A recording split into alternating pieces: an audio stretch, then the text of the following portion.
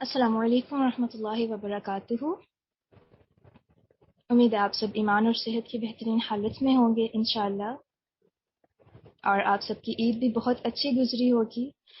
اللہ سبحانہ و تعالیٰ سے دعا ہے کہ اللہ تعالیٰ ہم سب کو ہمیشہ خیر و عافیت سے رکھیں، ایمان اور صحت کی بہترین حالت میں، اور سب سے بڑھ کے جتنی بھی ہماری زندگی رہ گئی ہے اللہ تعالیٰ اس زندگی کو اپنی فرما برداری میں، اپنی اطاعت میں گزارنے کی توفیق عطا فرمائے، آمین یا رب العالمین۔ جی، جیسے کہ آج ہمارا سیشن ہے اور اس کا ٹاپک آپ سب کو پتہ ہے، وادخلی جنتی۔ اس کا معنی کیا ہے؟ اور میری جنت میں داخل ہو جاؤ۔ دراصل یہ قرآن پاک کی آخری پارہ کی سورۃ الفجر، اس کی آخری آیات میں سے یہ ٹاپک لیا گیا ہے۔ پہلے میں ان آیات کی تلاوت چلاتی ہوں، اس کے بعد انشاءاللہ پھر اس کو ہم کنٹینیو کریں گے۔ بہت ہی پیاری آیات ہیں یہ۔ اعوذ باللہ من الشیطان الرجیم، بسم اللہ الرحمن الرحیم۔ يا أيتها النفس المطمئنة ارجعي إلى ربك راضية مرضية فادخلي في عبادي وادخلي جنتي۔ نحمده ونصلي على رسوله الكريم، اما بعد فاعوذ بالله من الشيطان الرجيم، بسم الله الرحمن الرحيم۔ رب اشرح لي صدري ويسر لي امري واحلل عقدة من لساني يفقهوا قولي واجعل لي وزيرا من اهلي رب زدني علما اللهم فقهنا في الدين اللهم انفعنا بما علمتنا وعلمنا ما ينفعنا وزدنا علما اللهم اجعل عملي كله صالحا واجعله لوجهك خالصا ولا تجعل لأحد فيه شيئا اللهم بارك لنا في أوقاتنا وجهدنا آمین یا رب العالمین۔ سورۃ الفجر کی آخری آیات جو آپ کے سامنے آپ نے سنی، ان کا ترجمہ کیا ہے؟ یا ایتھا النفس المطمئنہ، اے مطمئن روح، ارجعی الی ربک راضیۃ مرضیہ، لوٹ آ اپنے رب کی طرف اس حال میں کہ تو اس سے راضی اور وہ تجھ سے راضی۔ فادخلی فی عبادی، پس میرے بندوں میں داخل ہو جا، وادخلی جنتی، اور میری جنت میں داخل ہو جا۔ بہت ہی خوبصورت آیات ہیں یہ، اور آپ کو بتاتی چلوں یہ وہ آیات ہیں جو اللہ سبحانہ و تعالیٰ اپنے مومن بندے کو سنواتے ہیں۔ کن مواقع پر مومن بندے کو یہ آیات سننے کو ملیں گی؟ خصوصاً جب اس کی موت کا وقت آئے گا، جب موت کے فرشتے اس کی روح قبض کرنے آئیں گے، تو وہ مومن بندہ جس نے اللہ سبحانہ و تعالیٰ کی اطاعت میں، فرما برداری میں زندگی گزاری، اس نے اپنی زندگی کا مقصد اللہ سبحانہ و تعالیٰ کی رضا کو بنایا تھا، تو اب آخر میں وہ اللہ تعالیٰ کو راضی کرنے میں کامیاب ہوا۔ اور کسی بھی انسان کے لیے سب سے بڑا آنر یہی ہے کہ اس کا رب، اس کا پیدا کرنے والا، اس کا خالق، اس سے سب سے زیادہ محبت کرنے والا اس سے راضی ہو جائے۔ اب دیکھیں کہ ہم لوگوں کو راضی کرنے کی کتنی فکر کرتے ہیں نا، ہم گناہ کرتے ہیں، چھپ جاتے ہیں، چھپ چھپ کے کرتے ہیں کہ لوگوں کو نہ پتہ چلے، کہیں لوگوں میں میرا امپریشن نہ خراب ہو، لوگوں کے سامنے ہم اپنا ایک اچھا روپ لے کر آتے ہیں تاکہ لوگ ہمیں اچھا سمجھیں۔ ہم یہ الفاظ کتنے زیادہ اپنی عام روٹین میں یوز کرتے ہیں نا کہ لوگ کیا کہیں گے، لوگ کیا کہیں گے۔ تو اس سے کیا پتہ چلتا ہے کہ ہمارے بیک آف دا مائنڈ جو ایک پریورٹی سیٹ ہے نا، وہ لوگوں کی رضا ہے۔ لیکن مومن بندہ جو ہے، جو اللہ سبحانہ و تعالیٰ کی معرفت رکھتا ہے، جو اللہ تعالیٰ سے محبت کرتا ہے، اور آپ کو پتہ ہے نا قرآن پاک میں اللہ تعالیٰ کیا فرماتے ہیں؟ والذین آمنوا اشد حبا للہ، کہ وہ لوگ جو ایمان لائے وہ اللہ کی محبت میں شدید ہوتے ہیں۔ تو مومن بندہ جو اللہ کی محبت میں شدید ہوتا ہے، اس کے بیک آف دا مائنڈ کیا، اس کے مائنڈ میں کبھی یہ چیز نہیں آتی کہ میں لوگوں کو راضی کرنے کے لیے کام کروں۔ اور یہ بہت ہی ہائی لیول ہوتا ہے جس کو اچیو کرنے کے لیے انسان کو محنت کرنی پڑتی ہے۔ اللہ تعالیٰ ہم سب کو اس لیول تک لے کر جائے کہ جب انسان کی زندگی کا مقصد صرف اور صرف اللہ سبحانہ و تعالیٰ کی رضا ٹھہرتی ہے۔ آپ دیکھیں، اس کی میں ایک سمپل سی مثال ہمیشہ دیتی ہوں کہ ایک بہت ہی ریالٹی بیس یہ مثال ہے. آپ دیکھیں کہ جب کسی لڑکی کی شادی ہوتی ہے تو وہ اپنے شوہر کی محبت میں شوہر کو پسند آنے کی خاطر شوہر کو راضی کرنے کے لیے کیا کچھ نہیں کرتی.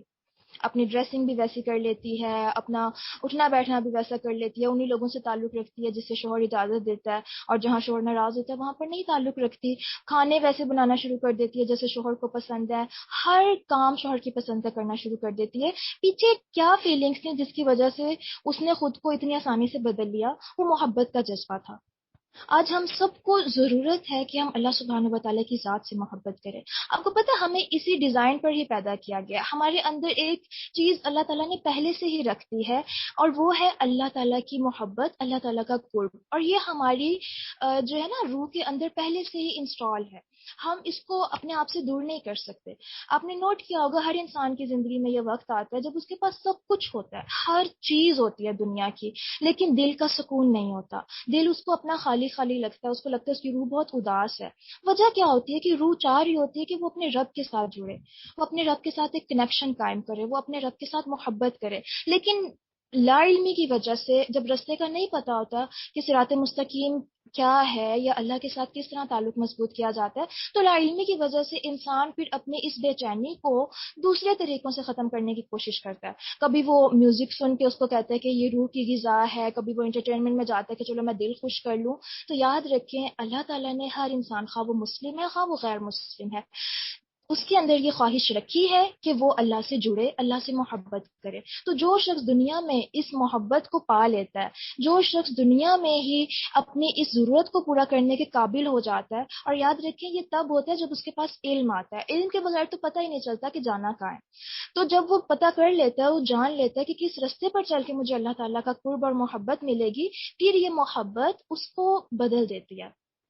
یہاں پر آپ مثال رکھیں جیسے بیوی شوہر کی محبت میں بدلتی جاتی ہے, ویسے مومن بندہ اللہ سبحانہ و تعالیٰ کی محبت میں خود کو اوپر سے نیچے تک, اندر سے باہر تک بدلتا چلا جاتا ہے.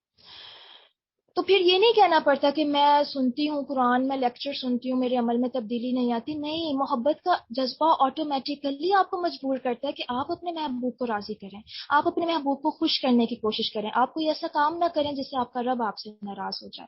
تو یہاں سے سب سے پہلی بات جو ہمیں پتہ چلتی ہے وہ یہ کہ ہم نے اللہ تعالیٰ سے اس کی محبت مانگنی ہے, اور وہ طریقے جاننے کی کوشش کرنی ہے, وہ رستہ جاننے کی کوشش کرنی ہے جس پر چل کے ہم اللہ تعالیٰ سے محبت کر سکیں.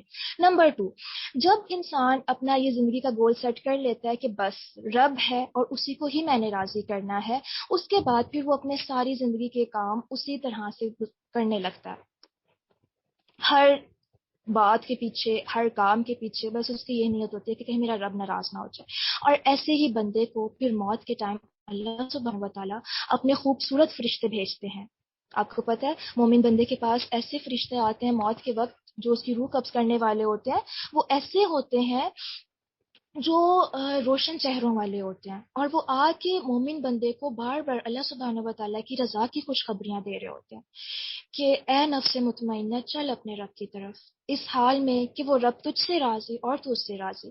تو جس بندے کا مقصد موت کے ٹائم اس کو پورا ہوتے ہوئے نظر آ رہا ہوتا ہے نا, اس کے لیے موت کی سختی, وہ موت کا مشکل مرحلہ بہت آسان ہو جاتا ہے.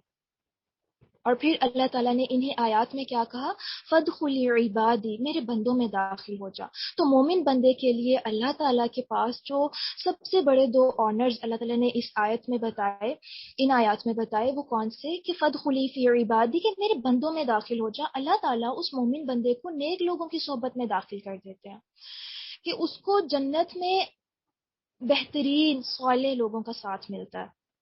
آپ امیجن کریں, آپ صلی اللہ علیہ وسلم, انبیاء کرام, صحابہ کرام, تبع تابعین, جتنے بھی نیک لوگ گزرے, ان کی صحبت میں اس کو داخل ہونے کا حکم دے دیا جاتا ہے. پلس یہ وادخلی جنتی, اور میری جنت میں داخل ہو جاؤ. اگر آپ ان الفاظ کو سمجھیں تو آپ دیکھیں کہ اللہ تعالیٰ نے کیا کہا, وادخلی جنتی. اللہ تعالیٰ نے یہ نہیں کہا کہ جنت میں داخل ہو جاؤ. اللہ کہہ سکتے تھے کہ جنت میں داخل ہو جاؤ, تو نہیں, اللہ نے کہا اور میری جنت میں داخل ہو جاؤ. یہ بالکل ایسے ہی ہے کہ کوئی ایک شخص, آپ اس کے گھر جائیں, ابھی آپ دروازے پر ہی کھڑے ہیں, وہ دروازے پر آپ کے پاس آتا ہے, آپ دروازہ نوک کرتے ہیں, وہ آتا ہے اور پھر آپ کو کہتا ہے کہ جائیں, چلے جائیں گھر میں. ایک تو یہ بات ہے. دوسری بات, وہ کیا کرتا ہے, آپ کو ہاتھوں ہاتھ لکھتا ہے اور کہتا ہے آئیے آئیے آپ میرے گھر آئیے, میں آپ کو اپنا گھر دکھاتا ہوں. دونوں میں کون سی الفاظ میں آپ کو محبت کا پہلو محسوس ہو رہا ہے؟ ڈیفینیٹلی دوسرے میں آپ کو عزت بھی محسوس ہو رہی ہے، آپ کو محبت بھی محسوس ہو رہی ہے، آپ کو آنر بھی محسوس ہو رہا ہے. تو اللہ تعالیٰ اپنے مومن بندے کو ایسے آنر کر رہے ہیں، وَادْخُلِي جنتی، اور میری جنت میں آؤ. میری، یہ کسی اور کی جنت نہیں ہے، یہ اس رب کی جنت ہے جس نے اس کائنات کو اتنا خوبصورت بنایا. یہ اس رب کی جنت ہے جس نے مجھے اور آپ کو اتنے بہترین انداز سے پیدا کیا. یہ اس رب کی جنت ہے جس نے ہماری زندگی کی ہر چھوٹی بڑی ضرورت کو پورا کیا ہے. ہمیں کتنی نعمتیں دی ہمارے بن مانگے. تو آج کا جو ہمارا سیشن ہے وہ جنت کے حوالے سے ہی ہے. ہم دیکھیں گے کہ جنت ہے کیا، کیسی ہے، اس میں کیا کچھ ہے، اللہ تعالیٰ نے اپنے نیک اور مومن بندوں کے لیے کیا کچھ تیار کر کے رکھا ہے. اور بحیثیت مسلمان الحمدللہ ہم سب کو ہمارے پیرنٹس جو ہے اس بات کا بچپن سے ہی بتاتے ہیں کہ جنت میں آخرت میں جو ہے اللہ تعالیٰ کو حساب دینا ہے، اور اگر کامیاب ہو گئے تو جنت ہے، اگر ناکام ہو گئے تو جہنم ہے. اتنا تو کنسیپٹ الحمدللہ ایک عام مسلم کو ہوتا ہی ہوتا ہے. لیکن صرف یہاں تک ہم نے نہیں رکنا. ٹھیک ہے، جب تک ہمارے اندر شوق نہیں پیدا ہو جاتا، جب تک ہمیں جنت کی طلب نہیں لگ جاتی، جب تک ہمارے اندر جنت کی تڑپ پیدا نہیں ہو جاتی، تب تک ہم بھاگ دوڑ نہیں کر سکتے اس راستے کے لیے. ایسے ہی ہے، آپ دیکھیں کہ ایک اسٹوڈنٹ جو ہے وہ کیوں محنت کرتا ہے. ہم سب اسٹوڈنٹ لائف سے گزرے، ٹھیک ہے، ابھی کچھ لوگ ہوں گے جو اسٹوڈنٹ لائف میں ہوں گے. کیوں اسٹوڈنٹ جو ہے وہ پڑھ رہا ہوتا ہے، دن رات ایک کر رہا ہوتا ہے؟ اس کو ایک ریوارڈ نظر آ رہا ہوتا ہے کہ مجھے اس لیول پر پہنچنا ہے، مجھے وہ پوزیشن لینی ہے، اس پوزیشن کے بعد پھر جو بھی اس کے ٹارگیٹس ہوتے ہیں. لیکن وہ کیا ہے، ایک لیول اس کے سامنے رکھا ہوا ہے نا، اس لیے جو ہے اس نے اپنے ٹارگیٹ کو سامنے رکھ کے بھاگ دوڑ کرنا شروع کی ہوئی ہے. تو اصل بات ہی یہ ہے کہ آج ہم مسلمان اپنی جنت سے بہت غافل ہوئے ہوئے ہیں. جب تک ہمیں اس کے بارے میں پتہ نہیں ہوگا، جب تک ہمیں اس پر یقین نہیں ہوگا، جب تک ہمیں اس کا شوق نہیں لگے گا، تب تک ہم بھی اس کے لیے دن رات ایک نہیں کر سکتے. یہ یاد رکھیے. بہت سے لوگ کہتے ہیں کہ اچھا دیکھا جائے گا جب ٹائم آئے گا، کس نے دیکھی ہے جنت، 2-4 دن کی زندگی ہے، اس کو عیش کر کے گزار لو. تو مومن کا یہ رویہ نہیں ہوتا. آپ مختلف جگہوں پر دیکھیں قرآن پاک میں تو اللہ تعالیٰ باقاعدہ کہتے ہیں اعدت للمتقین، کہ یہ جنت جو ہے یہ متقین کے لیے بنائی گئی ہے. کافروں کے لیے تو ہے ہی نہیں، یہ ہے ہی مسلمانوں کے لیے، یہ مومنوں کے لیے ہے، ان لوگوں کے لیے جو اللہ پر توحید کے ساتھ ایمان لے کر آئے ہیں، شرک سے بالکل پاک ہیں، جو اللہ، یوم آخرت اور انبیاء اور کتابوں ہر چیز پر ایمان لائے ہیں. یہ جنت اللہ نے بنائی ہی ان کے لیے. یہ بالکل ایسے ہی ہے کہ اللہ تعالیٰ نے میرے اور آپ کے لیے ایک سرپرائز تیار کر کے رکھا ہوا ہے. اور کیا ہے سامنے اللہ تعالیٰ نے کہہ دیا، قرآن پاک میں مختلف جگہوں پر بتا دیا یہ جنت ایسی ہے، یہ جنت ایسی ہے، اور اس کے لیے تم نے یہ کرنا ہے. سامنے ٹارگیٹ ہمیں دکھا دیا، اور پھر ہمیں کہا ہے کہ چلو اب بھاگ دوڑ کرو. جیسے آپ کے سامنے یہ آیت شو ہو رہی ہے، وَسَارِعُوا إِلَىٰ مَغْفِرَةٍ مِّن رَّبِّكُمْ وَجَنَّةٍ عَرْضُهَا السَّمَاوَاتُ وَالْأَرْضُ أُعِدَّتْ لِلْمُتَّقِينَ.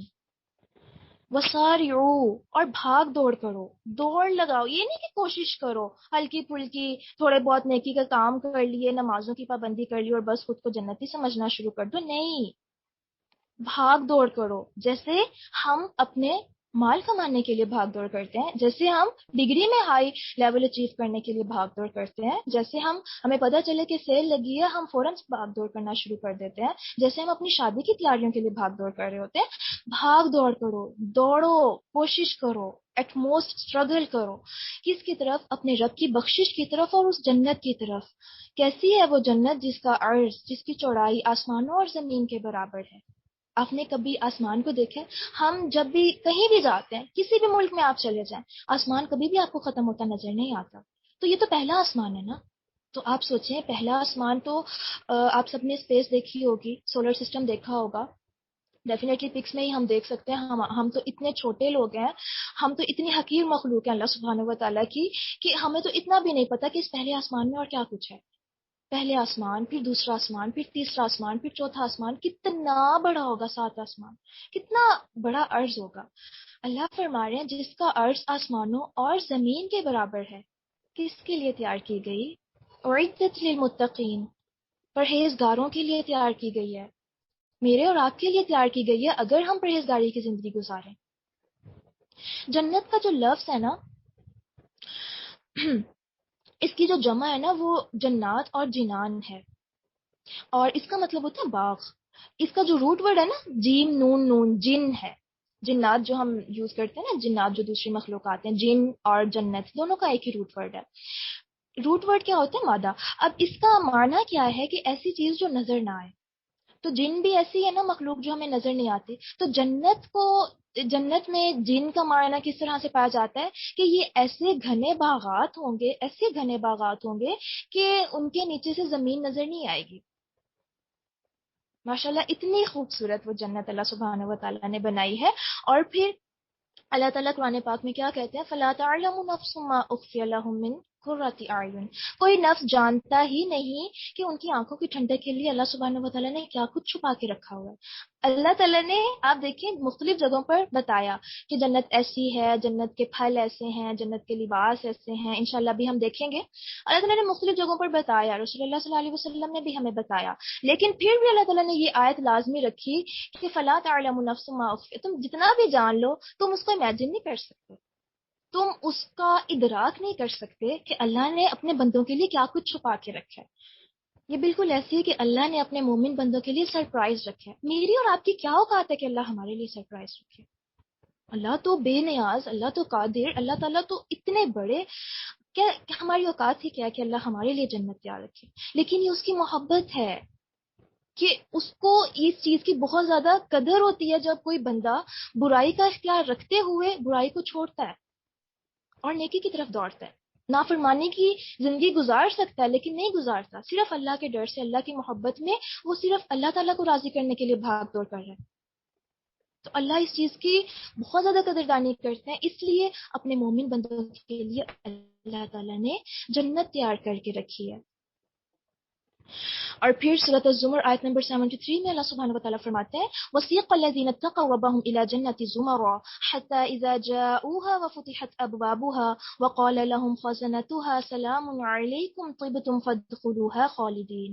اور جو لوگ اپنے رب سے ڈرتے تھے، یہاں پر دیکھیں ڈرتے تھے، ڈر کے زندگی گزاری، نافرمانیاں نہیں کی، ان کے گروہ جنت کی طرف روانہ کیے جائیں گے. یہاں تک کہ جب اس کے پاس یعنی جنت کے پاس آ جائیں گے تو ان کے لیے دروازے کھول دیے جائیں گے. وہاں کے نگہبان ان سے کہیں گے کہ تم پر سلام ہو، تم خوشحال رہے ہو، اب تم اس میں ہمیشہ کے لیے داخل ہو جاؤ. یہ بالکل ایسے ہی ہے کہ آپ کسی جگہ پر جا رہے ہوں اور آپ کو دیکھ کر فوراً سے اس جگہ کے جو آپ کہہ لیں کہ گارڈز ہیں یا دربان جو اس دروازے پر کھڑے ہیں، آپ کو دیکھ کر فوراً سے وہ دروازہ کھولیں اور کہیں ویلکم ویلکم.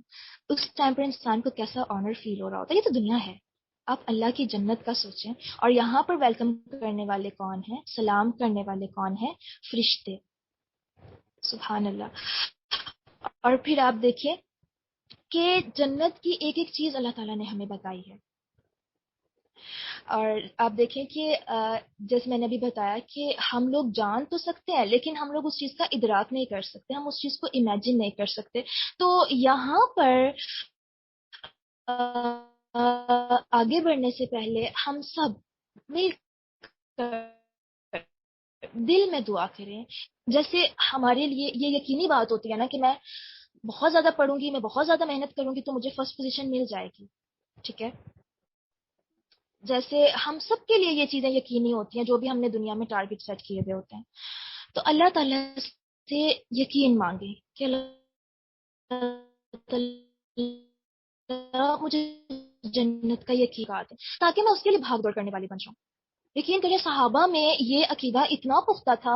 آپ سب نے وہ حدیث سنی ہوگی، وہ واقعہ سنا ہوگا. ایک غزوہ میں ایک صحابی نے جب آپ صلی اللہ علیہ وسلم سے پوچھا یا رسول اللہ اگر میں جا کے بھی اس جہاد میں لڑتا ہوں اور شہید ہو جاتا ہوں تو میرے لیے کیا ہے؟ تو آپ صلی اللہ علیہ وسلم نے فرمایا کہ تمہارے لیے جنت ہے. وہ شخص کھجوریں کھا رہا تھا، اس نے کھجوریں پھینکی اور فوراً سے وہ جہاد میں گیا اور وہاں شہید ہو گیا. صحابہ کہتے ہوتے تھے کہ ہمیں احد کے پیچھے سے جنت کی خوشبو آ رہی ہے. کب آتی ہے جنت کی خوشبو؟ جب آپ کا یقین پختہ ہو جاتا ہے، جب آپ اس چیز کو اپنی آنکھوں سے دیکھنے مطلب آپ کا امیجنیشن اتنا اسٹرانگ ہو جاتا ہے کہ وہ چیز آپ کے مائنڈ میں اتنی حاوی ہوتی ہے. آپ نے اکثر نوٹ کیا ہوگا کہ جب ہم بار بار اس چیز کو سوچ رہے ہیں، اس کو امیجن کر رہے ہیں، بریانی کو ہی لے لیں تو کیا ہوتا ہے آہستہ آہستہ ہمیں فیل ہوتا ہے جیسے میرے منہ میں اس کا ذائقہ آ رہا ہے. یہ تب ہوتا ہے جب ہم بہت اسٹرانگ قسم کا سوچ رہے ہوتے ہیں، اسٹرانگ قسم کی امیجنیشن کر رہے ہوتے ہیں. تو صحابہ کا یہ لیول تھا کہ وہ اتنے زیادہ پختہ تھے، اتنی زیادہ ان کو جنت سے محبت تھی کہ وہ اس کے بارے میں سنتے تو اپنی جان دینے سے بھی گریز نہیں کرتے تھے. تو سوچیں، جنت کا یقین پختہ ہو گیا، اس کی نمازیں وہ گھر جائے گا. اللہ نے تو تیار رکھی ہے. اب اللہ نے ہمارے اوپر ہمیں اختیار دے دیا کہ تم جہاں جانا چاہتے ہو، جو کرنا چاہتے ہو کر لو. تمہارے لیے گفٹ بھی ہے، ریوارڈ بھی ہے، اور تمہارے لیے سزا بھی ہے. اب تمہاری مرضی، تم نے جو کرنا ہے کرو. ٹھیک ہے. اور آپ صلی اللہ علیہ وسلم نے کیا فرمایا تھا کہ اصل خیر، اصل بھلائی، اصل کامیابی صرف آخرت کی ہی خیر ہے. لا عیش الا العیش الاخرۃ. ابھی کے لیے جو بھی کر لو وقتی طور پہ سب مل جائے گا، لیکن موت نے آنا ہے اور یہ ساری کامیابیاں، یہ ساری خوشیاں چھین جانی ہیں. اصل زندگی تو آخرت کی زندگی ہے. تو جنت کو ہم دیکھتے ہیں کہ جنت ہے کیسی. سب سے پہلے ہم دیکھتے ہیں کہ جنت کی مٹی کیسے ہے. آپ صلی اللہ علیہ وسلم نے فرمایا ترابها المسک، کہ اس کی مٹی مشک کی ہے. آپ دیکھیں یہاں پر کتنے لوگوں کو ڈسٹ الرجی ہوتی ہے، مٹی سے کتنے لوگ چڑتے ہیں نا. اور ہم کبھی بھی نہیں چاہیں گے کہ ہمارے کپڑوں پر مٹی لگے. ہمیں پتہ چلے نا ہمارے کپڑوں پر مٹی لگی، ہم فوراً سے وہ جو ہے اس کو جھاڑنے لگ جاتے ہیں، صاف کرنے لگ جاتے ہیں. اور کوئی یہ کہے کہ آپ کے چہرے پر مٹی لگی ہے، ہم تو فوراً سے جا کے چہرہ دھوتے ہیں یا فوراً سے صاف کرتے ہیں. تو یہ دنیا کی مٹی ہے نا، لیکن وہاں کی مٹی مشک کی ہوگی. اور مشک کہتے ہیں مسک، بہت ہی خوشبودار ایک چیز ہے. ٹھیک ہے. اب وہی بات ہے کہ ہم اس کو جان نہیں سکتے، لیکن انشاءاللہ اللہ تعالیٰ ہم سب کو لے کر جائیں تو ہم وہاں کی مٹی کو خود ہاتھ میں اٹھا کر اس کو سونگیں گے کہ کیسی جنت کی خوشبو ہے. پھر آپ صلی اللہ علیہ وسلم نے فرمایا جنت کی ایک اینٹ سونے کی اور ایک اینٹ چاندی کی ہوگی، اور اس کا گارا انتہائی تیز مہکنے والی کستوری کا، اور اس کے کنکر لؤلؤ اور یاقوت کے موتی ہوں گے، اور اس کی مٹی زعفران کی ہوگی.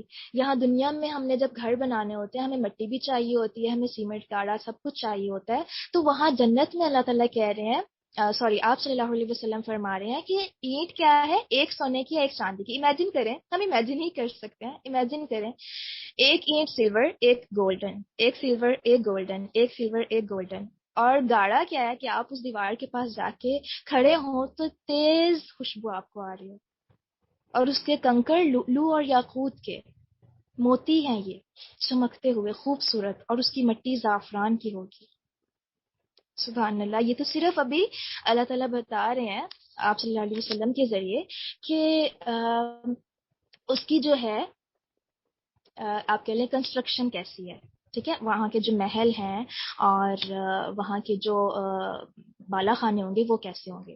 پھر آپ دیکھیں جنت کے دروازے، بہت ہی بڑے دروازے، بہت ہی بڑے دروازے ہیں جنت کے. ہم تو دنیا کے کسی دروازے کو امیجن بھی نہیں کر سکتے، کیونکہ ظاہر ہے آپ صلی اللہ علیہ وسلم کی امت کا آدھا یا ایک تہائی حصہ جو ہے وہ وہاں پر جائے گا. اور کتنے لوگ ہوں گے، اور گروہ در گروہ جنت میں داخل کیا جائے گا ایٹ اے ٹائم. جب اتنے لوگ گزر رہے ہوں گے تو وہ دروازے بہت بڑے ہیں. آپ صلی اللہ علیہ وسلم نے فرمایا کہ جنت کے 8 دروازے ہیں، ان میں سے ایک دروازے کا نام ریان ہے، جس سے داخل ہونے والے صرف روزے دار ہوں گے.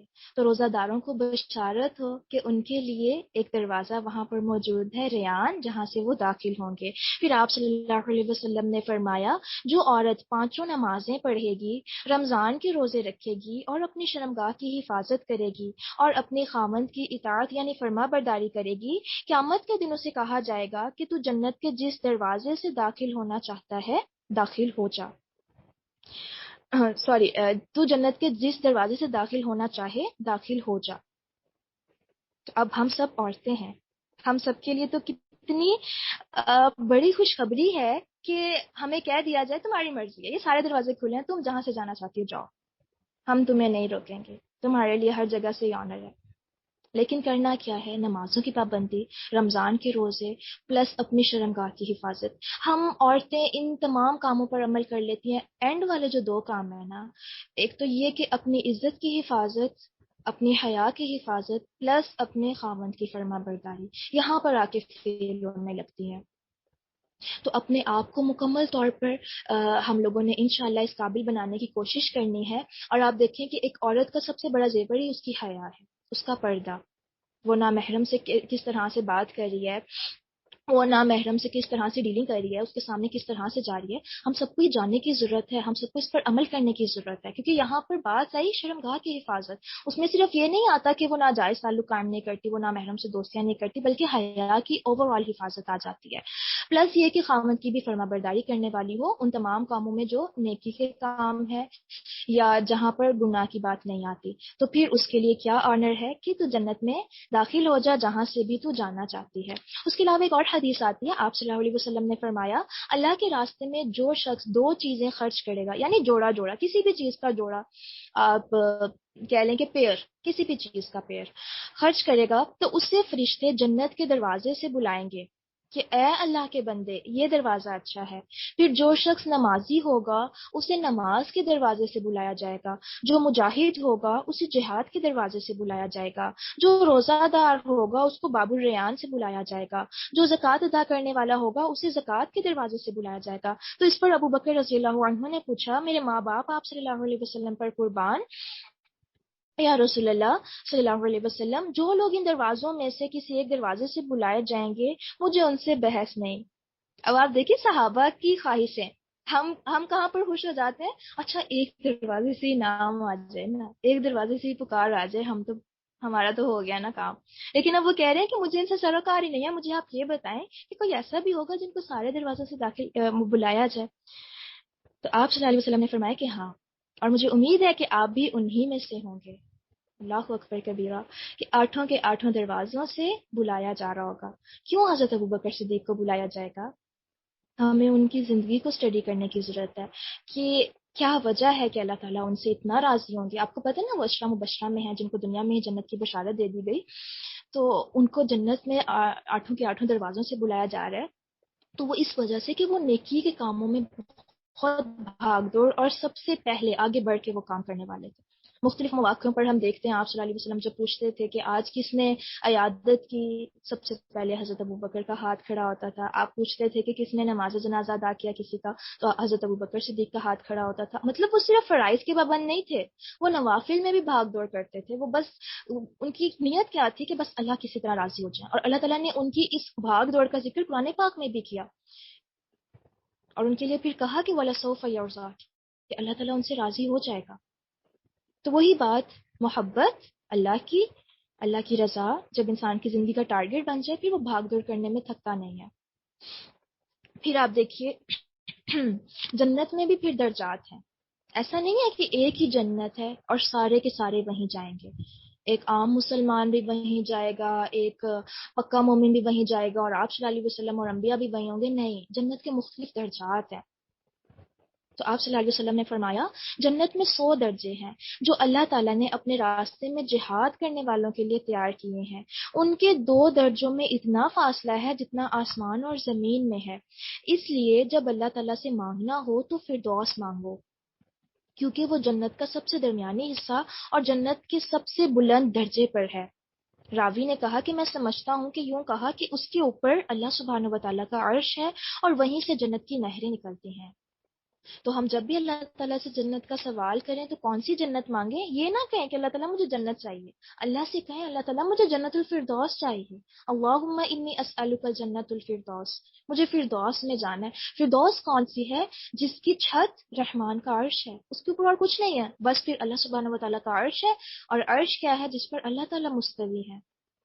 کتنا بڑا قرب کا ایک لیول ہے کہ بس وہ سر اٹھائیں گے اور عرش کے پار اپنے رب کو دیکھ سکیں گے۔ سبحان اللہ، اللہ تعالیٰ ہم سب کو وہاں پر لے کر جائے۔ اور پھر آپ دیکھیے کہ جنت کے 100 درجات یہ بالکل ایسے ہی ہیں جیسے ہمارے ہاں جو ایجوکیشن سسٹم ہے وہاں پر کیا ہوتا ہے، 3 پوزیشنز ہوتی ہیں نا، فرسٹ، سیکنڈ اور تھرڈ۔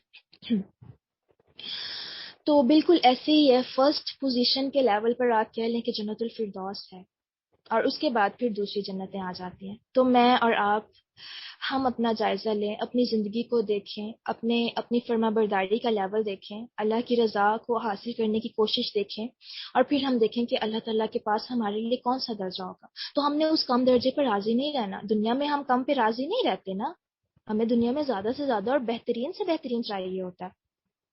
ہم بہت زیادہ پیسے بھر لیتے ہیں صرف اس لیے کہ چیز خوبصورت و پائیدار ہو، تو کیا جنت میں کے لیے بھی ہم کم درجے کے لیے ہی راضی ہو جائیں؟ پیچھے ہم نے ابو بکر صدیق کا دیکھا نا، انہوں نے کیا کہا مجھے تم سے بحث ہی نہیں ہے کہ جو ایک سے بلائے جائیں گے، مجھے یہ بتائیں کہ 8 سے کون بلایا جائے گا۔ تو یہ ہوتی ہے مومن بندے کی ریس کہ میں ہائر سے ہائر لیول اچیو کرنے کی کوشش کروں۔ پھر آپ دیکھیے جنت کے پھر گھر بھی ہیں اور وہاں پر بالا خانے بھی ہیں، جنت میں محلات ہیں۔ آپ دیکھیں قرآن پاک میں سورۃ محمد میں آتا ہے، اللہ سبحانہ و تعالیٰ فرماتے ہیں کہ ان کو جو ہے لیکن الذین اتقوا ربهم لهم غرف من فوقها غرف مبنیۃ تجری من تحتها الانہار وعد اللہ لا یخلف اللہ المیعاد۔ سوری یہ سورۃ الزمر کی آیت ہے۔ اللہ تعالیٰ فرماتے ہیں ہاں وہ لوگ جو اپنے رب سے ڈرتے ہیں ان کے لیے بالا خانے ہیں جن کے اوپر بھی بنے بنائے بالا خانے ہیں، آپ کہہ لیں ڈبل ٹرپل سٹوریز، اور ان کے نیچے نہریں بہ رہی ہیں اور رب کا وعدہ ہے اور وہ وعدہ خلافی نہیں کرتا۔ یہاں پر کون وعدہ کر رہا ہے؟ اللہ سبحانہ و تعالیٰ۔ اور بلند سے بلند محلات، بلند بالا خانے ہیں۔ اور پھر آپ دیکھیے کہ سورۃ محمد کا میں ریفرنس دے رہی تھی، تو سورۃ محمد میں جو آیت آتی ہے اس میں اللہ تعالیٰ فرماتے ہیں کہ ان کو اس جنت میں داخل کیا جائے گا جن کی ان کو پہچان کروا دی جائے گی۔ اور آپ کو پتہ ہے کہ جنت میں جب جنتی داخل ہوگا تو جیسے ہی وہ اندر انٹر ہوگا اس کو پتہ چل جائے گا کہ یہ میرا گھر ہے۔ ہم لوگوں کو جیسے ایڈریسز یاد ہوتے ہیں نا اپنے گھروں کے، ہمیں کسی سے پوچھنا نہیں پڑتا، ہمیں پتہ ہوتا میرا گھر اس ٹاؤن میں ہے، اس ٹاؤن کی اسٹریٹ میں ہے اور یہ والا میرا گھر ہے۔ تو جب ہم جنت میں جائیں گے تو جنت میں جا کے ہمیں فرشتوں سے پوچھنے کی ضرورت نہیں پڑے گی اچھا مجھے بتاؤ میرا محل کون سا ہے اور میرا بالا خانہ کون سا ہے۔ اللہ تعالیٰ اس ٹائم پر انسان کو اس طرح سے سجھا دیں گے کہ انسان کو فوراً سے پتہ چل جائے گا، وہ فوراً سیدھا بغیر بھٹکے ہوئے سیدھا وہ اپنے محل میں چلا جائے گا۔ الحمدللہ۔ آپ صلی اللہ علیہ وسلم نے فرمایا بے شک جنت میں ایسے بالا خانے ہیں کہ ان کا بیرونی حصہ اندر سے اور اندرونی حصہ باہر سے دیکھا جا سکتا ہے۔ ابو مالک بن عشری رضی اللہ عنہ نے عرض کیا اے اللہ کے رسول یہ بالا خانے کس کے لیے ہوں گے؟ آپ دیکھیں صحابہ کرام کے سوال، ان کو بس یہ ہوتا تھا کہ کون جائے گا وہاں پہ، وہ یہ نہیں کہتے تھے اچھا ایسے کیسے ہوگا۔ آپ دیکھیں یہ کس دور کی باتیں ہیں، جب وہ لوگ صحرا میں رہتے تھے، جب انہوں نے ہماری طرح کی ترقیاں نہیں دیکھی تھیں۔ آج تو ہم اس چیز کو سمجھتے ہیں نا کہ جو ہے گلاس ڈور ہو یا گلاس کی وال ہو، ہم تو ان چیزوں کو سمجھتے ہیں، تو پتہ نہیں انہوں نے کبھی اس طرح کی دیواریں یا دروازے دیکھے بھی ہوں گے یا نہیں۔ انہوں نے یہ نہیں کہا کہ اللہ کے رسول ایسے کیسے ہوگا کہ اندر سے باہر اور باہر سے اندر نظر آ رہا ہو۔ تو انہوں نے کیا پوچھا کہ وہ کون ہوگا جو اس میں داخل ہوگا؟ تو آپ صلی اللہ علیہ وسلم نے فرمایا اس کے لیے جو پاکیزہ گفتگو کرے، پاکیزہ گفتگو، کھانا کھلائے اور رات کو اس وقت اللہ کے لیے نماز پڑھے جب لوگ سو رہے ہوں، یعنی تہجد پڑھنے والا شخص۔ تو یہ 3 صفات اللہ کے رسول صلی اللہ علیہ وسلم نے بتائی۔ ہم سب اپنی اپنی گفتگو کا جائزہ لیں، کیا میں پاکیزہ گفتگو کرتی ہوں؟ کہیں میری گفتگو میں غیبت، چغلی، اس طرح کی غلط قسم کی باتیں، طنز کرنا یا مذاق اڑانا، یہ سب چیزیں تو شامل نہیں ہیں۔ پاکیزہ سے مراد کیا ہے کہ خوبصورت گفتگو، گناہوں سے پاک گفتگو۔ پھر یہ کہ وہ کھانا کھلائے، وہ کھانا غریبوں کو کھلانا بھی ہو سکتا ہے، وہ لوگوں کو کھلانا بھی ہو سکتا ہے، وہ بھوکوں کو کھلانا بھی ہو سکتا ہے۔ اور ہم سب عورتیں، ہم سب کے لیے تو سب زیادہ چانسز ہیں کہ ہم جو اپنی فیملی کے لیے کھانا بناتے ہیں تو اس میں ہم یہ نیت کر لیں کہ یہ جنت میں لے جانے والے کاموں میں سے ہے، جنت کے بالا خانے ملیں گے اگر میں گھر والوں کو کھانا بنا کے کھلا رہی ہوں۔ اور پھر یہ کہ رات کو تہجد پڑھنا جب سب لوگ سو رہے ہوں، کون کر سکتا ہے یہ کام؟ جس کو جنت کا شوق ہے، جس کو اللہ سبحانہ و تعالیٰ کی رضا چاہیے ہو، وہی اپنی نیند قربان کرے گا نا، وہی اٹھ کر نماز پڑھنے کی کوشش کرے گا نا۔ اللہ تعالیٰ ہم سب کے لیے یہ کام آسان کر دیں۔ پھر آپ صلی اللہ علیہ وسلم نے فرمایا بے شک جنتی لوگ اپنے سے بلند و بالا خانے والوں کو اوپر اس طرح دیکھیں گے جیسے وہ دنیا میں چمکدار گہرے ستاروں کو دیکھتے ہیں جو آسمان کے مشرقی یا مغربی کنارے میں بہت دور ہوتا ہے، ان میں سے ایک دوسرے سے افضل ہوگا۔ یہ بالا خانے بتائے جا رہے ہیں کہ ایک بالا خانے کو دوسرے بالا خانے والے کیسے دیکھیں گے، جیسے ہم لوگ آسمان پر ستاروں کو دیکھتے ہیں۔ ابھی رات ہے نا، سیشن کے بعد جائیے گا آسمان کو دیکھیے گا، جو بھی آپ کو چمکتا ہوا ستارہ نظر آ رہا ہو تو سوچئے گا کہ اتنی بلندی پر بالا خانے ہیں، اور یہ ابھی ایک ہی درجے کے بالا خانوں کی بات ہو رہی ہے۔ پھر سوچیں کہ ایک درجہ اور دوسرا درجہ جنت کا، پھر تیسرا درجہ، ان کے درمیان میں کتنا فاصلہ ہوگا۔ یہ کتنی بلندی پر ہوں گے. اللہ اکبر کبیرہ. تو لوگوں نے عرض کیا اے اللہ کے رسول صلی اللہ علیہ وسلم یہ انبیاء کے محلوں میں ہوں گے جنہیں ان کے سوا اور کوئی نہ پا سکے گا؟ آپ صلی اللہ علیہ وسلم نے فرمایا نہیں، اس ذات کی قسم جس کے ہاتھ میں میری جان ہے، یہ ان لوگوں کے لیے ہوں گے جو اللہ پر ایمان لائے اور انبیاء کی تصدیق کی. اے اللہ ہم بھی آپ پر ایمان لائے، اے اللہ ہم نے آپ کے تمام انبیاء کی تصدیق کی. آپ ہم سب کے لیے یہ بالا خانے لکھتے ہیں. آمین یا رب العالمین. اور پھر آپ دیکھیے کہ جنت میں جو ہے سمندر بھی ہوں گے اور جنت میں نہریں بھی ہوں گی. اللہ تعالیٰ نے فرمایا مثل الجنت التی وعد المتقون، اس جنت کی صفت جس کا پرہیزگاروں سے وعدہ کیا گیا ہے یہ ہے کہ اس میں پانی کی نہریں ہیں جو بدبو کرنے والا نہیں. یہاں پر ہم لوگوں نے اپنی نہروں کا حال دیکھا ہوگا، ٹھیک ہے. نہر کے پاس سے ہی گزرتے ہیں تو ہمیں محسوس ہو جاتا ہے کہ پانی جو ہے یہ صاف نہیں ہے. اور پھر کیا ہے کہ کسی جگہ پر پانی کھڑا ہو جائے تو اس میں اسمیل ہونے لگ جاتی ہے نا. تو جنت کی نہریں ایسی ہیں کہ شفاف پانی، بالکل کرسٹل کلیئر، اور پھر اس میں کوئی اسمیل بھی نہیں ہے. اور دودھ کی نہریں ہیں جن کا مزہ نہیں بدلا. آپ سب نے نہریں دیکھی ہوں گی، اب پانی کی جگہ امیجن کریں وہاں پر دودھ، بالکل وائٹ، پیور وائٹ. اور شراب کی نہریں ہیں جن میں پینے والوں کے لیے بڑی لذت ہے، اور نہریں ہیں شہد کی جو بہت ہی صاف ہیں. یہاں کا شاید آپ سب نے دیکھا ہوگا کیا ہوتا ہے، کچھ عرصہ پڑا رہے اگر وہ خالص نہ ہو تو اس کے اندر جو ہے وہ کرسٹل سے بننا شروع ہو جاتے ہیں.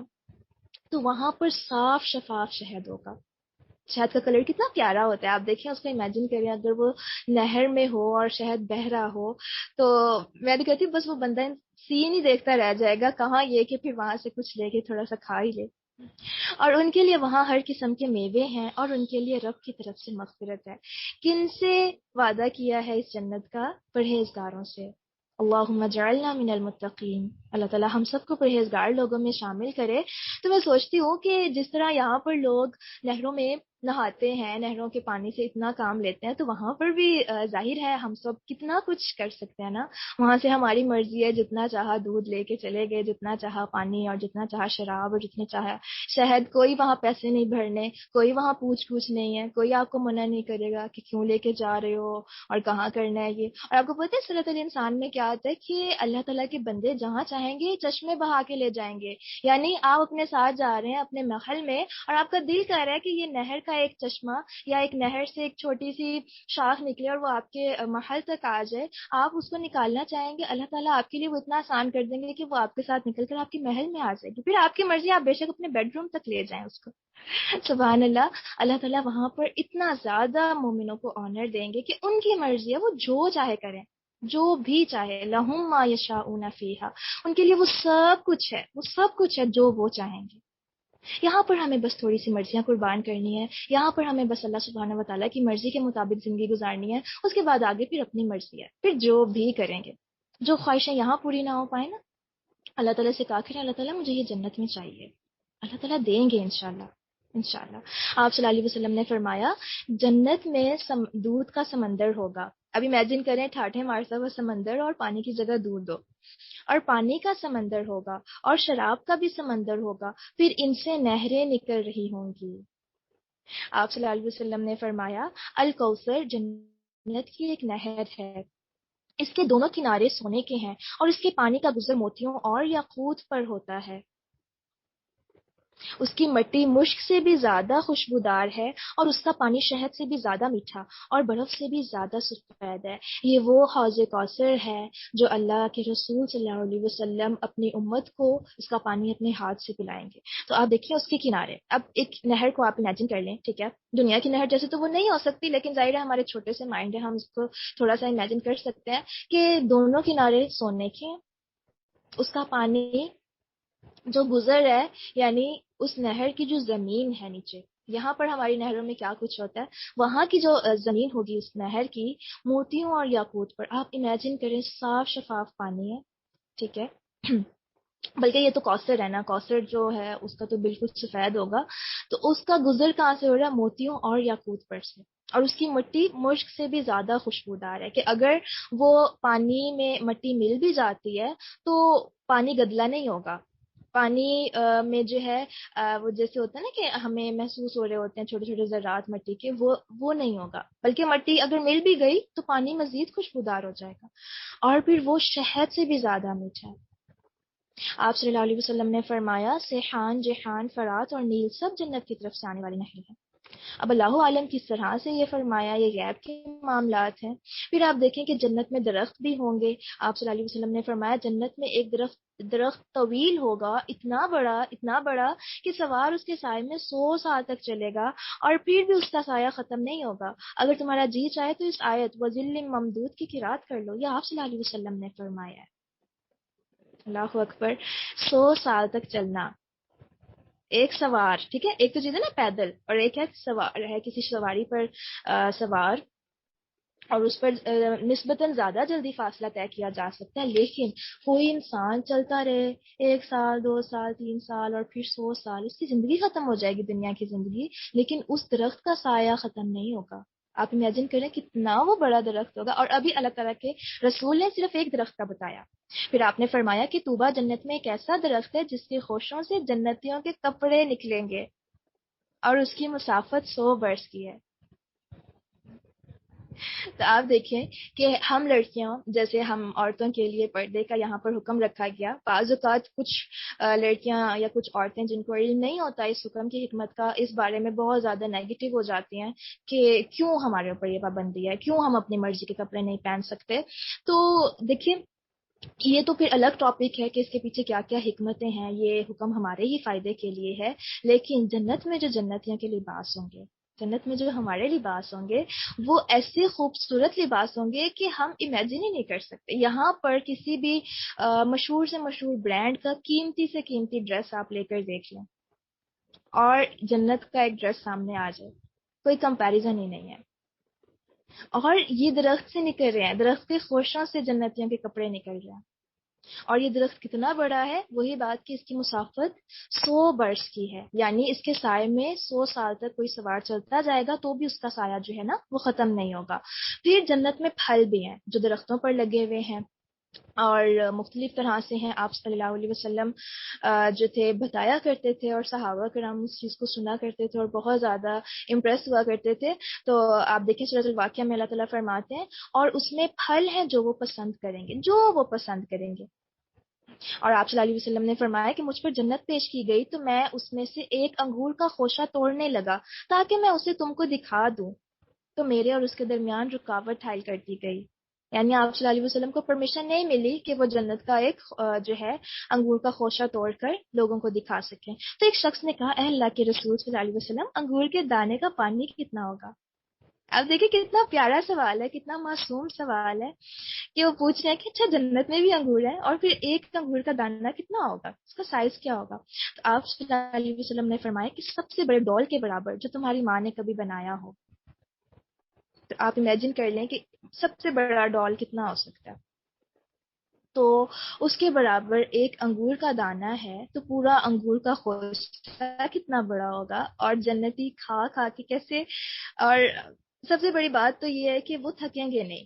یہاں پر تو ہم تھوڑا سا زیادہ کھا لینا، مختلف مسائل ہیں، کبھی اسٹمک کا پرابلم ہو جاتا ہے، کبھی بھوک مر جاتی ہے، کبھی ہم خود ہی اکتا جاتے ہیں، تو وہاں پر ایسا کوئی ایشو نہیں، آپ کھاتے جائیں گے، کھاتے جائیں گے، کھاتے جائیں گے، اور کیا ہے کہ کوئی ہاضمہ خراب نہیں ہوگا، کوئی منہ سے اسمیل نہیں آئے گی، کچھ بھی نہیں ہوگا، اور وہ سارا کھانا کس طرح سے ہضم ہوگا کہ بس ان کو جو ہے ایک ڈکار آئے گی، جنتیوں کو خوشبودار ڈکار ہوگی جس سے ان کا سارا کھانا ہضم ہو جائے گا۔ تو وہاں کھانے کی بھی کوئی ٹینشن نہیں ہے، ہم جتنا مرضی کھائیں، جو مرضی کھائیں، جو مرضی بنوائیں، سب کچھ، اور وہاں پر آپ کو آرڈر دینے کی بھی ضرورت نہیں پڑے گی۔ ابھی جنتی بس امیجن ہی کر رہے ہوں گے، ابھی سوچ ہی رہے ہوں گے کہ اچھا میں نے یہ کھانا ہے، تو وہاں جو ولدان ہوں گے تو وہ فوراً سے حاضر کر دیں گے یہ سب چیزیں۔ پھر آپ دیکھیں کہ جنت کا لباس بھی ہے، جنت میں جنتیوں کے لیے لباس بھی ہوں گے، اور ان کے لیے جو ہے زیورات بھی ہوں گے۔ آپ اللہ سبحانہ و تعالیٰ نے فرمایا وہ باغات ہیں ہمیشہ رہنے کے جن میں یہ لوگ داخل ہوں گے، سونے کے کنگن اور موتی پہنائے جائیں گے، اور پوشاک وہاں ان کی ریشم کی ہوں گی، ریشم کے لباس ہوں گے۔ آپ صلی اللہ علیہ وسلم نے فرمایا کہ مجھے جنت میں لے جایا گیا، میں نے دیکھا کہ اس میں موتیوں کے ہار ہیں، آپ صلی اللہ علیہ وسلم نے فرمایا کہ ان کے کنگھے سونے کے ہوں گے. یہ بالوں میں کنگھیاں جو ہم نے کرنی ہے وہ سونے کی ہوں گی. ان کا پسینہ مشک کی طرح ہوگا. یہاں پر کتنا پرابلم ہوتا ہے نا, ہمیں بس یہی ہوتا ہے کہ ہمارے پسینے سے اسمیل نہ ہے, اور یہ اللہ تعالیٰ نے ہر انسان کے ایک کہہ لیں کہ کمزوری رکھی ہے, اور کوئی بھی انسان اس کو بدل نہیں سکتا. ایک فقیر ہے یا ایک بادشاہ ہے, اللہ تعالیٰ نے یہ کمزوریاں ہر انسان میں رکھی ہیں. تو وہاں جو ہمارا پسینہ ہوگا نا وہ مشک کی طرح ہوگا, وہاں پر ایسا کوئی اسمیل کا پرابلم نہیں ہوگا. اور پھر یہ ہے کہ ان کی انگیٹھیوں میں خوشبودار عود جلتا ہوگا, یعنی وہاں پر انگیٹھیاں بھی ہوں گی, آگ جلانے کا بھی انتظام ہوگا, لیکن وہاں پر جلے گا کیا, لکڑیوں کی بجائے عود. اور یہ نہایت پاکیزہ اور خوشبودار عود ہوگا. عود بھی ایک طرح سے آپ کہہ لیں لکڑی کی قسم ہے, جڑی بوٹیوں کی قسم ہے. عرب میں یہ ہوتا ہے, پاکستان کا پتہ نہیں ہے یا نہیں, لیکن وہی بات ہے کہ جنت کی چیز اور دنیا کی چیز کو تو پھر ہم کمپیریزن اس کا کر ہی نہیں سکتے نا. پھر آپ کو پتہ ہے کہ جنت میں بازار بھی ہوگا.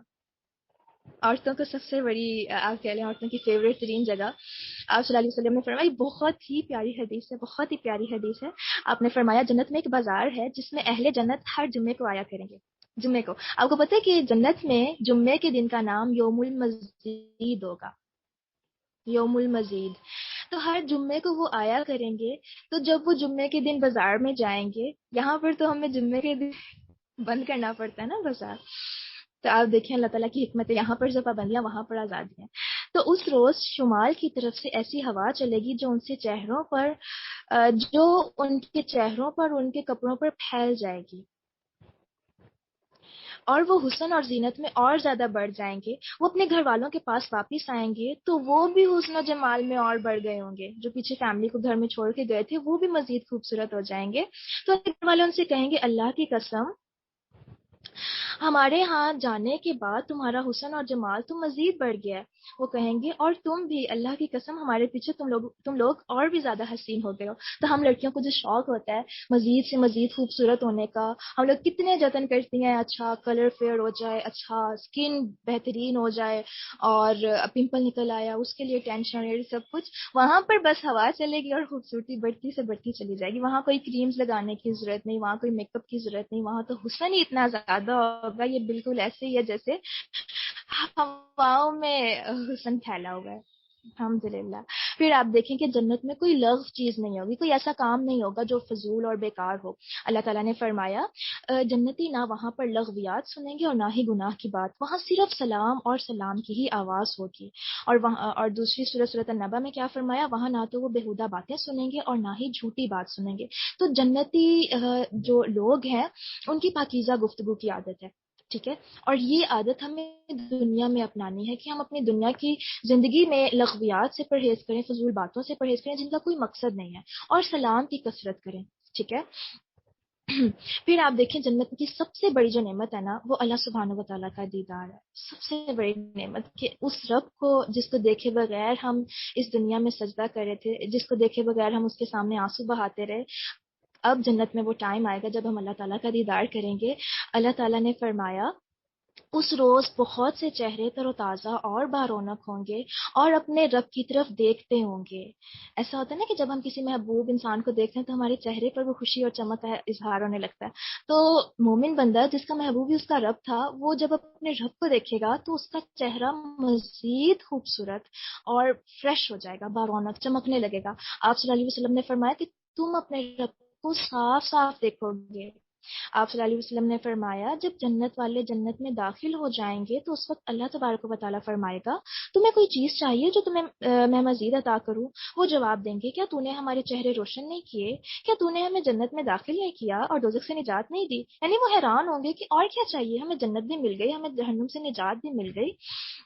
تو آپ صلی اللہ علیہ وسلم نے فرمایا چنانچہ اس پر اللہ تعالیٰ پردہ اٹھا دے گا تو انہیں کوئی ایسی چیز عطا نہیں ہوگی جو انہیں اپنے رب عز و جل کے دیدار سے زیادہ محبوب ہو. اللہ کے دیدار کے سامنے جنت کی بھی نعمتیں بالکل سائڈ پر ہو جائیں گی. ان کو بھول جائے گا کہ وہ کس جنت میں بیٹھے ہیں, بس ان کو اللہ سبحانہ و تعالیٰ کا دیدار. اور پھر آپ نے یہ آیت پڑھی للذین احسنوا الحسنى وزیادہ, کہ جن لوگوں نے بھلائی کی ان کے لیے خوبصورت جزا اور مزید یعنی دیدار الہی ہے. تو اللہ تعالیٰ ہم سب کو اپنا دیدار عطا فرمائے، اللہ تعالیٰ ہم سب کو اپنے دیدار کی تڑپ عطا فرمائے. جیسے ہم دنیا میں اپنے محبوب لوگوں کو دیکھنے کے لیے بے چین ہوتے ہیں نا، اللہ تعالیٰ وہ بے چینی ہمیں اپنی ذات کے لیے لگا دے کہ ہم ہر کام کریں تو اللہ کی رضا کی خاطر، اللہ کے دیدار کی خاطر. اور پھر آپ دیکھیں جنت کی اور بھی بہت زیادہ ڈسکرپشن ہے، تو ہم لوگ صرف مختصر ٹائم میں اتنا مختصر ہی دیکھ سکے ہیں. تو آخری جنتی کا جو ہے حدیث میں آتا ہے کہ جو سب سے آخر میں داخل ہوگا جنت میں، جس کو جہنم سے نکالا جائے گا، اور سب سے آپ کہہ لیں کم تر درجے کا جو جنتی ہوگا، اس کے بارے میں آپ صلی اللہ علیہ وسلم نے فرمایا کہ اللہ تعالیٰ اس کا رخ جہنم سے پھیر کر جنت کی طرف کریں گے، اور اسے ایک سایہ دار درخت کی شبیہ نظر آئے گی. وہ کہے گا کہ اے میرے رب، مجھے اس درخت تک پہنچا دے تاکہ میں اس کے سائے میں آرام کر سکوں. اللہ فرمائے گا اگر میں ایسے کر دوں تو تم مجھ سے مزید کا تو سوال نہیں کرے گا. وہ کہے گا تیری عزت کی قسم نہیں کروں گا. اللہ تعالیٰ اسے اس درخت تک پہنچا دے گا. اتنے میں اسے سایہ دار اور پھلدار درخت نظر آئے گا. وہ کہے گا اے میرے رب، مجھے اس درخت تک آگے لے جانا تاکہ اس کا سایہ بھی حاصل کروں اور اس کا پھل بھی کھا لوں. اللہ تعالیٰ فرمائے گا اگر میں یہ تیرا مطالبہ پورا کر لوں تو تم مزید تو سوال نہیں کرے گا. تو اللہ تعالیٰ اس کو جنت دکھائیں گے تو پھر وہ کیا کہے گا کہ اللہ تعالیٰ مجھے جنت میں داخل کر دیں. تو اللہ تعالیٰ وہ کہے گا کہ مجھے اس جنت کے دروازے کے پاس لے جائیں. تو اللہ تعالیٰ اس کو جنت کے دروازے کے پاس لے جائیں گے. پھر وہ جب جنت کے لوگوں نعمتوں کو دیکھے گا تو کہے گا اللہ تعالیٰ مجھے جنت میں داخل کر دیں. تو اللہ تعالیٰ اس کو جنت میں داخل کر دیں گے. اور جب وہ جنت میں داخل ہوگا تو پوچھے گا یہ میری جگہ؟ اللہ فرمائیں گے ہاں تو تمنا کر. وہ تمنا کرے گا تو اللہ تعالیٰ اس کو یاد کروائیں گے اس قسم کی نعمتوں کی آرزو کرتا جا یہاں تک کہ اس کی تمناؤں کی انتہا ہو جائے گی. اور پھر اللہ تعالیٰ فرمائے گا تجھے تیری تمنا اور اس کا 10 گنا مزید ملے گا. پھر وہ جنت میں اپنے محل میں داخل ہوگا تو 2 آہو چشم حوریں اس کے پاس آ کر کہیں گی ہر قسم کی تعریف اس اللہ کے لیے جس نے تجھے ہمارے لیے اور ہمیں تیرے لیے زندہ کیا. وہ کہے گا کہ مجھے جو کچھ ملا یہ کسی جنتی کو نہیں دیا گیا. تو آپ دیکھیں یہ اس بندے کو مل رہا ہے جو سب سے لوئر درجے کا جنتی ہے. اور یہاں پر آپ اللہ کی محبت دیکھیں، وہ بندہ مانگتا جا رہا ہے، اللہ دیتے جا رہے ہیں. وہ کہہ رہے ہیں اللہ تعالیٰ آپ کی قسم میں نہیں مانگوں گا، لیکن وہ جنت اتنی خوبصورت ہوگی وہ رہ نہیں پائے گا اور بار بار مانگے گا اور اللہ تعالیٰ دیتے جائیں گے. اور یہاں اللہ تعالیٰ اس کے اوپر جو ہے تعجب بھی کریں گے کیسا بندہ ہے، پہلے کہہ دیا کہ میں نہیں مانگوں گا لیکن اب مانگتا ہی جا رہا ہے. تو آخر میں وہ کیا کہہ رہا ہے کہ یہ جو مجھے ملا ہے یہ تو کسی کو بھی نہیں ملا. تو آپ سوچیں یہ تو کمتر درجے کا جنتی ہے، تو جو ہائر لیول پر ہوگا اس کے لیے اللہ تعالیٰ کے کیا انعامات ہوں گے. تو اللہ تعالیٰ سے دعا ہے کہ اللہ تعالیٰ ہم سب کو جنتوں میں لے کر جائیں. ضرور ایسے کاموں کو کریں جو جنت پر لے جانے والے ہیں. اور سب سے بڑی بات علم حاصل کرنا بہت ضروری ہے تاکہ ہمیں پتہ چلے اس رستے پر کس طرح سے چلنا ہے، کون سے کام کر کے ہمیں جنت ملے گی. اللہ تعالیٰ سے دعا ہے کہ اللہ تعالیٰ ہم سب کو جنت میں اکٹھا کرے، وہاں پر ہم ایک دوسرے سے ملیں، باتیں کریں اور پھر ہم ڈسکس کریں کہ ہاں ہم ایک دن اسی جنت کے بارے میں ہی سیشن لے رہے تھے. اللہم اجعلنا منہم الذین آمنوا وعملوا الصالحات، اور جنہیں اللہ تعالیٰ آپ جو ہے جنت میں داخل کریں گے. آمین یا رب العالمین. ربنا تقبل منا انک انت السمیع العلیم وتب علینا انک انت التواب الرحیم. سبحانک اللہم وبحمدک اشہد ان لا الہ الا انت استغفرک واتوب الیک. جی تو یہاں تک ہمارا سیشن اینڈ ہوا. السلام علیکم ورحمۃ اللہ وبرکاتہ.